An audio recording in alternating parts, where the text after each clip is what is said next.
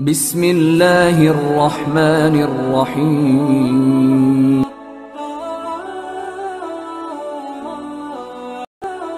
Kita itu memberikan nama untuk anak dengan nama yang hasan, yakni nama yang baik, nama yang bagus, nama yang dikenal di dalam agama Islam.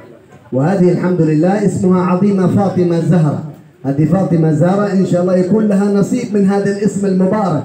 فاطمة الزهرة من فاطمة الزهرة بنت النبي محمد صلى الله عليه وسلم عليه وعلى آله. Yang sebagaimana alhamdulillah tadi kita dengar bahwasanya anak tersebut, anak perempuan tersebut dinamakan dengan nama Fatimah Zahra, yang dimana semoga nama Fatimah Zahra tersebut bisa meniru daripada anaknya baginda Rasulullah SAW yang bernama Fatimah Zahra. فالإنسان في إحياء هذه العقيقة لابد أن يكون في قمة الفرح، في شدة الفرح أن الله رزقه الذرية الصالحة الذي تحمل شرع النبي محمد صلى الله عليه وسلم، تحمل أدب النبي محمد صلى الله عليه وآله وصحبه وسلم. Dan hendaklah seseorang ketika melaksanakan akikah, merayakan akikah, itu harus di dalam hatinya memiliki kegembiraan yang sangat berbahagia. Yani hatinya harus memasang rasa bahagia sebahagia-bahagianya. Karena kenapa? Karena insya Allah anak tersebut akan menjadi anak yang mengemban, mengambil amanat syariat baginda Nabi besar Muhammad sallallahu alaihi wasallam. إذا رزقه الله ذكر أو أنثى بنت أو ابن يفرح لأن هذا عطاء من الله سبحانه وتعالى. Dan hendaklah ketika seseorang dikaruniai seorang anak, mau itu laki-laki, mau itu perempuan, hendaklah dia bergembira. Karena kenapa? Karena anak tersebut merupakan apa? Merupakan pemberian daripada Allah Subhanahu wa taala. Lakin إذا رزقكم الله بنت فأجرها عند الله أعظم عند الله جل جلاله. Akan tetapi ketahuilah ketika Allah memberikan rezeki kepada kalian berupa anak perempuan, maka ketika kalian bisa menjaga anak perempuan tersebut, bisa mendidik anak perempuan tersebut, maka ganjaran kalian, pahala kalian di sisi Allah Subhanahu wa taala itu lebih besar, itu lebih agung dibandingkan anak laki-laki. قال صلى الله وسلم عليه وعلى آله من رزقه الله بنتين فأدبهما ورباهما وعلمهما حتى زوجهما أدخله الله الجنة. Sebagaimana baginda Rasulullah Sallallahu Alaihi Wasallam bersabda, tidaklah seseorang dikaruniai dua orang anak perempuan, kemudian dia menyembelih yakni akikah, menyembelih kurban untuk akikah, kemudian dia mendidiknya dengan pendidikan yang baik, pendidikan agama yang benar, pendidikan agama yang baik, kemudian setelah dewasa dia menikahkan anak perempuan tersebut, kecuali kata baginda Rasulullah SAW, kecuali orang tersebut akan masuk ke dalam surga. قالوا يا رسول الله ولو بنت واحدة؟ قال ولو بنت واحدة. Lalu para sahabat bertanya, wahai Rasulullah, kalau misalkan anak perempuannya cuma satu, bagaimana wahai Rasulullah?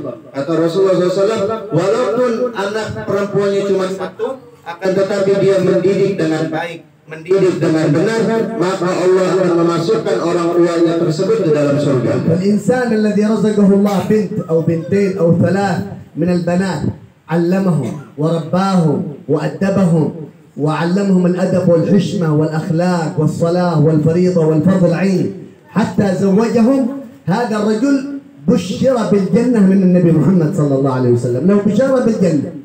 Dan ketahuilah bahwasanya ketika seseorang memiliki satu orang anak perempuan atau dua orang anak perempuan atau salasa banat atau memiliki tiga anak perempuan, kemudian orang tuanya tersebut, ayahnya tersebut mendidiknya dengan baik, mendidiknya dengan benar, maka orang tua tersebut, ayahnya tersebut, walaupun dia belum wafat, walaupun dia belum meninggal, dia mendapatkan bisyarah, kabar gembira masuk ke dalam surganya Allah Subhanahu wa taala. Padahal ayahnya belum meninggal, akan tetapi sudah mendapatkan bisyarah, jaminan masuk ke dalam surganya Allah Subhanahu wa taala. والنبي صلى الله عليه وسلم عليه وعلى آله أخبرنا إذا كان الولد عمره أسبوع أو شهر، أقل من سنة، شهر، شهرين، 3 أشهر، لابد أكثر الأوقات يسمع كلام الله، لابد أكثر الأوقات يسمع ما شاء الله الصلاة على النبي محمد، لابد يسمع من أمه وقت الرضاعة، وقت الغسل، وقت اللباس. بسم الله ما شاء الله، اللهم صل على سيدنا محمد، من أجل يدخل هذا النور الإلهي، نور الصلاة على نبي محمد، ونور ما شاء الله إلى قلب هذا الولد وإلى جسمه.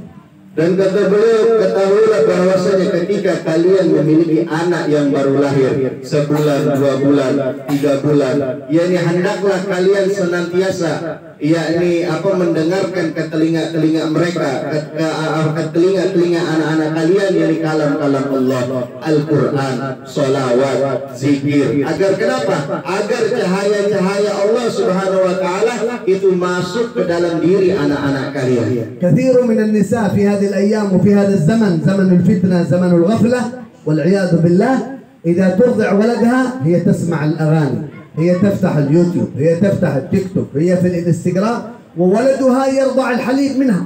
فهذا شر وبلاء ومصائب على هذا الولد المولود. Kata beliau, ketahuilah bahwasanya zaman sekarang banyak daripada ibu-ibu, yakni daripada perempuan-perempuan yang menyusui anaknya tidak sambil mendengarkan Al-Quran, tapi sambil mendengarkan musik, sambil membuka TikTok, sambil membuka sosial media, sambil membuka YouTube. Sedangkan dia dalam keadaan menyusui anaknya, maka itu akan menyebabkan yakni berbekas di dalam hati anak tersebut, sehingga akan memunculkan bala dan musibah untuk anak tersebut. حقيقة التربية وأصل التربية تبدأ من سن الولادة، من سن الصغر، الأسبوع الأول، الأسبوع الثاني، دائما في وقت الغسل عندما تغسل أمه يسمع الله، يسمع ذكر الله، يسمع صلاة على النبي، عندما تلبسه يسمع بسم الله الرحمن الرحيم، عندما ترضعه بسم الله الرحمن الرحيم. يكبر هذا المولود وهو الله الله، اسمع الله واسم النبي محمد، هذا يكون تربيته زين، تربيته جميلة عند الله جل جلاله. Kata beliau, pada dasarnya yang sebenarnya pendidikan yang baik untuk anak-anak tersebut bukan ketika waktu remaja, akan tetapi anak-anak, yakni waktu pendidikan yang baik untuk anak-anak tersebut adalah ketika masih kecil, ketika minggu pertama baru dilahirkan, minggu kedua, yakni didik anak tersebut ketika memandikan anak tersebut, mengucapkan Bismillah, ketika memakaikan pakaiannya ucapkan Bismillah. Agar kenapa? Agar zikir-zikir tersebut, ucapan-ucapan yang baik tersebut tertanam di dalam otak anak tersebut. وفي الحديث أن النبي صلى الله عليه وسلم كان يحصن تحصين من العين، من السحر، من الجن، من الثعبان، من العقرب للمولود الصغير. يقرأ على سيدنا الحسن والحسين: حصنتكم بالله، حصنتكم بأسماء الله، حصنتكم بكلمات الله، حصنتكم بلا إله إلا الله. هذا الواجب على الأب والأم، عندما ينام أبناؤه وبناته يأتي إليهم وقت النوم: حصنتكم بالله وبأسماء الله وبصفات الله وبنبي الله وبلا إله إلا الله. Kata beliau, hendaklah kita sebagai orang tua ketika anak-anak kita sudah tertidur, sebagaimana amalan ini dilakukan oleh Rasulullah SAW kepada Sayyidina Al-Hasan dan Sayyidina Al-Husain, yang dimana Rasulullah SAW itu setiap Sayyidina Al-Hasan dan Sayyidina Al-Husain tertidur selalu yakni mendoakan Sayyidina Al-Hasan dan Sayyidina Al-Husain. Kata baginda Rasul, aku memintakan perlindungan kepada Allah Subhanahu wa Ta'ala untuk kalian dari gangguan manusia, dari gangguan jin dan lain sebagainya. Hendaklah kita pula sebagai orang tua kita bacakan, yakni ketika anak kita tidur, kita memohon kepada Allah Subhanahu wa Ta'ala, kita pegang anak kita doakan agar dijaga daripada mara bahaya dan musibah. لذلك هذه التحصين واجب على الأب والأم. عندما يقوم الأولاد في الصباح يحصنهم، عندما ينام في الليل يحصنهم، خوف من العقرب، خوف من الثعبان، خوف من شيء يؤذيهم من الحشرات والحيوانات. Kata beliau, wajib bagi orang tua untuk membaca tahsin, yakni doa penjagaan ketika anak-anaknya sedang tertidur. Karena kenapa? Ditakuti anaknya nanti diganggu dengan serangga, diganggu dengan yakni hewan-hewan yang dapat menyelakai anak tersebut. فيبدأ الولد محصن الحمد لله، يعيش محصن، يسمع ذكر الله دائما حتى يكبر وهو يحب الله ويحب رسول الله صلى الله عليه وسلم. Kata beliau, ketahuilah ketika kita senantiasa melakukan hal tersebut kepada anak-anak kita, maka anak-anak kita akan hidup, akan besar dalam apa? Dalam penjagaan Allah Subhanahu wa taala. Sehingga ketika nanti telah beranjak dewasa, ada rasa takut di dalam hatinya kepada Allah Subhanahu wa taala. Ada rasa merasa bahwasanya Allah mengawasi dia selalu. وفي الأخير باقي معنا ليالي قليلة وأيام قليلة على دخول شهر رمضان المبارك. نوصيكم إن شاء الله بالإقبال بالفرح والسرور استقبال هذا الشهر الموسم العظيم المبارك. Kata beliau, alhamdulillah kita beberapa hari lagi akan berjumpa dengan yang namanya bulan Ramadan. Yang dimana kata beliau yang terakhir sebelum saya tutup, saya wasiatkan kepada kalian agar apa? Agar menyambut bulan Ramadan dengan rasa gembira, sukacita, dengan rasa gembira sebenar-benarnya. فمن فرح برمضان من قلبه فرحان ان رمضان ياتي الله يفرح منه. Ketahuilah bahwasanya siapa orang yang bergembira di dalam hatinya akan datangnya bulan Ramadan. Bulan Ramadan datang. Bulan Ramadan bentar lagi di dalam hatinya, oh alhamdulillah, bentar lagi Ramadan, oh alhamdulillah. Misalkan 2 hari lagi masuk bulan Ramadan, ketahuilah orang yang seperti itu, maka Allah akan gembira, akan senang kepada orang tersebut. لأن النبي محمد يقول لو عرفت أمتي ما في رمضان، لو أمتي تعرف ما في رمضان لتمنت أن تكون السنة كلها رمضان، ليس شهر واحد، 12 شهر رمضان.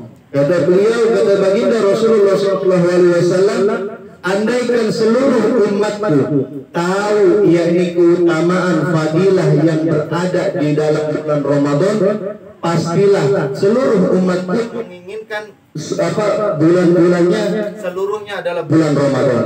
ومن أهم الأشياء الذي العلماء يوصوا بها قبل دخول رمضان خصوصا النساء، إذا عليها قضاء تسرع بالقضاء، إذا عليها من رمضان الماضي قضاء واجب تقضي هذه الأيام بسرعة قبل أن يدخل عليها رمضان الثاني. Kata beliau, kemudian beliau wasiatkan khususnya untuk ibu-ibu, untuk perempuan, atau kemudian untuk kita umumnya laki-laki yang masih memiliki hutang puasa di bulan kemarin, segera kodok, segera ganti. Karena jangan sampai kita masuk bulan Ramadan kita masih memiliki hutang puasa di tahun yang lalu. أما الرجل الذي عندما يذكر أن رمضان باقي أسبوع منه، باقي 10 أيام منه، يأتي الهم ويأتي الغم، صيام، صلاة تراويح، هذا تعبان، هذا يبغضه الله، لا يحبه الله جل جلاله. Ketahuilah, kata beliau, kita introspeksi diri kita.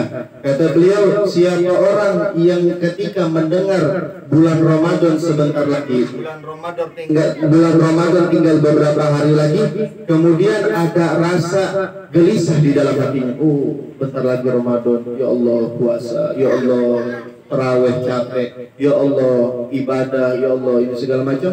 Ada rasa tidak bergembira dengan datangnya bulan Ramadan, ketahuilah orang tersebut sangat dibenci oleh Allah Subhanahu wa taala. وكثير من الناس يستعد لرمضان بأنواع المأكولات، أنواع المشروبات، لكن المؤمن يستعد لرمضان بالسواك، بشيء من القرآن، يشتري المصحف، السجادة، شيء من أدوات العبادة هذا. Kata beliau, banyak daripada orang yakni yang menyambut bulan Ramadan dengan membeli sesuatu pakaian, membeli makanan, membeli minuman dan lain sebagainya. Akan tetapi mukmin yang hakiki, mukmin yang sejati, hendaklah ketika ingin memasuki bulan Ramadan, hendaklah ia bersiap-siap untuk apa? Untuk membeli peralatan ibadah, membeli yang namanya siwak, membeli yang namanya Al-Quran, membeli yang namanya sejadah. Yani kita persiapkan hal-hal yang menyangkut ibadah kita di bulan Ramadan. واحذروا من 4 أصناف، 4 أوصاف هي سبب عدم المغفرة في رمضان. 4 أوصاف، 4 رجال، 4 أشخاص. Kata beliau, perhatikan ada 4 golongan yang dimana 4 golongan tersebut itu tidak akan mendapatkan ampunan di bulan Ramadan. Jadi ada 4 orang yang dimana yakni di dalam bulan Ramadan tersebut 4 orang tersebut tidak mendapatkan maghfirah ampunan Allah Subhanahu wa taala. عاق الوالدين ولو بكلمة، ولو بنظرة، ولو بشيء بسيط، يعني يجعل أبوه يغضب منه، عاق الوالدين هذا ليس له مغفرة. Yang pertama kata beliau, orang yang tidak dapat ampunan di bulan Ramadan. Jadi logikanya gini, Ramadan itu bulan ampunan. Kalau orang nggak dapat ampunan di bulan Ramadan, ya mau di bulan apa lagi kita dapat ampunan? Seperti itu. Jadi kata beliau, golongan yang pertama, orang yang tidak mendapatkan ampunan di bulan Ramadan, yakni aqul walidain, orang yang durhaka pada kedua orang tuanya. Walaupun perkara yang sepele, misalkan dia memandang orang tuanya dengan pandangan yang jahat segala macam sehingga menyakiti kedua orang tuanya, maka orang tersebut aqul walidain, orang yang durhaka kepada orang tuanya tidak akan mendapatkan ampunan di bulan Ramadan. الثاني قاطع الرحم. ايه معنى قاطع الرحم الحقيقي؟ ليس عندكم كما زيارة الرحم هذا. قاطع الرحم اخته، عمته، خاله، اقاربه، مقاطع لهؤلاء الارحام. Kemudian kata beliau yang kedua, golongan yang kedua yang tidak mendapatkan ampunan daripada Allah Subhanahu wa taala di bulan Ramadan adalah qati'ur rahim, orang yang memutuskan tali silaturahmi.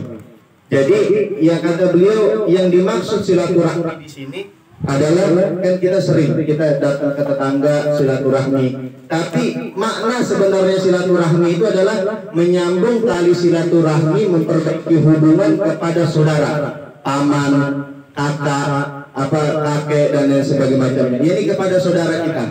الثالث مدمن الخمر، شارب المخدرات، شارب الخمر هذا. Kemudian kata beliau, golongan yang ketiga yang tidak mendapatkan ampunan di bulan Ramadan daripada Allah Subhanahu wa taala adalah orang yang mudminul khamr, orang yang senantiasa meminum khamr, yakni sering mabuk-mabukan. Yakni orang yang senantiasa terus-menerus meminum khamr ataupun narkoba, itu tidak akan mendapatkan ampunan Allah Subhanahu wa taala di bulan Ramadan. الرابع المشاحن المقاطع للمسلمين الذي بينه وبين أهل لا إله إلا الله مقاطعة مشاحنة. Kemudian golongan yang keempat yang tidak mendapatkan ampunan daripada Allah Subhanahu wa taala di bulan Ramadan adalah muqati, orang yang suka memutuskan tali silaturahmi kepada tetangganya, yakni suka mengganggu tetangganya, suka mengadu domba orang. Nah, itu orang golongan yang keempat tersebut tidak akan mendapatkan ampunan Allah Subhanahu wa taala di bulan Ramadan. نسأل الله أن يقبل علينا رمضان في صحة وعافية إن شاء الله. Dan semoga kami meminta kepada Allah Subhanahu wa taala, semoga kita semua yakni menghadapi bulan Ramadan, menyambut bulan Ramadan, memasuki bulan Ramadan dalam keadaan sehat, afiat. يبارك إن شاء الله في هذا البيت وفي صاحب هذا البيت إن شاء الله، وخصوصا هذه صاحبة العقيقة عظيمة فاطمة الزهراء، أن الله يبارك في عمرها وأيامها ولياليها إن شاء الله. Kemudian beliau mengucapkan yakni banyak-banyak terima kasih yakni kepada sahibul bait, kemudian kepada